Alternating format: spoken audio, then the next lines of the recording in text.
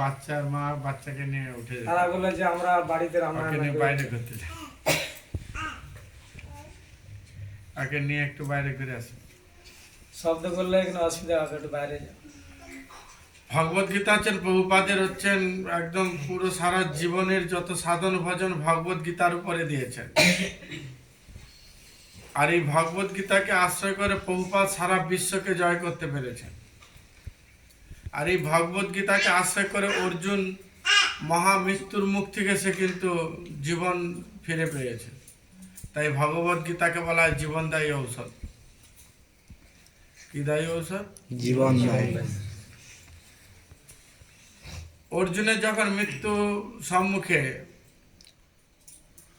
তার অপর পাশে 100 ভাই আর অর্জুনের 5 ভাই। 5 আর 100 কতটা তফাৎ বুঝতে পারছেন? তার মধ্যেই মৃত্যু সম্মুখে থেকে তিনি যেহেতু গীতার আশ্রয়ে এসেছেন, তাই মৃত্যু তাকে স্পর্শ করতে পারে না।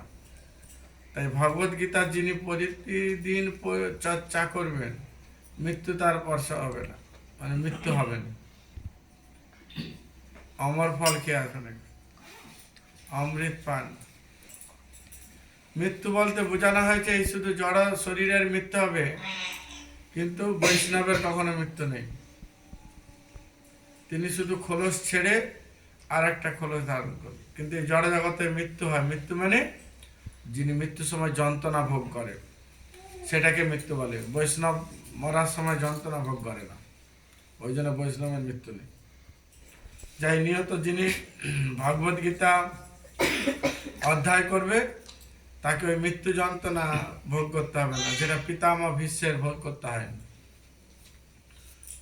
ক্লিয়ার হয়েছে? তাই প্রভুপাদ ভগবত গীতা লেখার পূর্বে একটা শব্দ লিখেছেন, বড় বড় লেখা আছে, দেখতে পাচ্ছেন? সমর্পণ। এই এই সম্পূর্ণ। গীতাতে ছোট করেছে, যেগুলো হচ্ছে সমর্পণ। স্পেশাল গীতা, তাই একদম ভালো করে দেওয়া আছে। দেখা যাচ্ছে সবাই? সমর্পণ। এই যে এইটা এইটা এইটা পড়তে পারছেন? কি লেখা আছে বলুন তো? বাংলা যারা পড়তে পারেন বলুন। তারপরে কি? জোরে বল।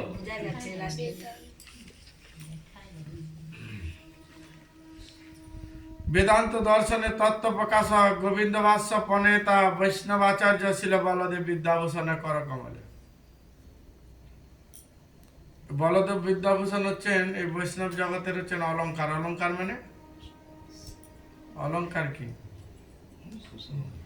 অলংকার মানে গয়না। আর অলংকার শোভা পায় কাদের? নারীদের। যে নারীর অঙ্গে অলংকার নেই, সে তার ভূষণ কি আছে? এখন তো নারীরা অলংকার করে না, লকারে রাখে। মানে ৭৫,০০০ টাকা ভরি গয়না কিনবে, আবার টাকা দিয়ে স্বামীর পকেট কেটে আবার লকারে রেখে আসবে। তাহলে যে নারী অলংকার পরেনি তাকে লক্ষ্মী বলে না অলক্ষ্মী বলে? আপনারা বিচার করে বলুন। স্বামীর কাছে তো ৭৫,০০০ টাকা এক ভরি 10 গ্রাম কিনলো, আবার মাসে মাসে তার কাছে টাকা বার করবে লকারে রাখার জন্য। তাহলে সে সংসারে মঙ্গল চায়নি, স্বামীর পকেট খালি করতে চায়। তাহলে সে কিন্তু লক্ষ্মী না, লক্ষ্মী ছাড়া। তাই নারীর ভূষণ হচ্ছেন অলংকার, হচ্ছেন গয়না। তাই আমাদের মহারাজরা বলেন নারী মানে সবসময় কি অলংকার থাকবে, দুটা জিনিস থাকবে তার। এক হচ্ছে নাকচাবি, আর পায়ের হচ্ছে নূপুর। ওই জন্য যে মেয়ে নাক ফুড়ে নাকচাবি নেই, সে মেয়ে হচ্ছে ঘরের লক্ষ্মী না। ওই জন্য দেখবে বিয়ের আসরে অন্তত ওই যারা আছে চন্দনের ফোঁটা দিয়ে দিবে। লক্ষ্মী ছাড়া ঘরে ঢুকবে তো। এদিকে মাইকে গান বাজাবে, এসো মা লক্ষ্মী বসো ঘরে, আসছে লক্ষ্মী যুক্ত ছাড়া। ছাড়াবে বলে ঘর থেকে সবাইকে ছাড়াবে, ওই জন্য সে তৈরি হয়ে আসবে। আর পায়ে নপুর থাকবে মৃত্যু পর্যন্ত। যারা বয়স হয়ে যাবে তাদের নালে ঝুমকাটা পড়বে না, কিন্তু নপুরটা থাকবে। এটা হচ্ছে নারীর একটা ভূষণ। কিন্তু 5 ভরি সোনার হার পরবে, বাউটি পরবে, টাকা পরবে, কিন্তু এই দুটা জিনিস পরবে না। তাই নারীর ভূষণ হচ্ছেন কি? অলংকার। হ্যাঁ। আর নারীর ভূষণ কি? তার কেশ। দুটা অধ্যায় দেখতে গেলে এক